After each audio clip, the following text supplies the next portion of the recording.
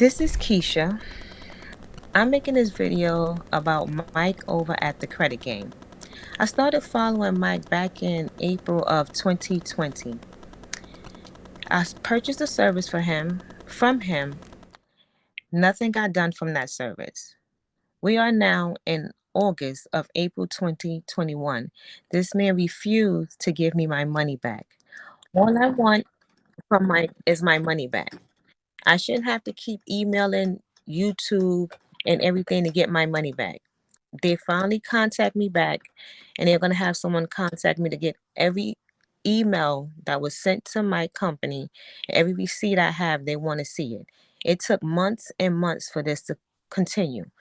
Now they contacted me. Mike, all I want is my money back. You know exactly who I am. I've been calling every day for a whole year. You know exactly who I am. Just give me my money back. This would have never been done.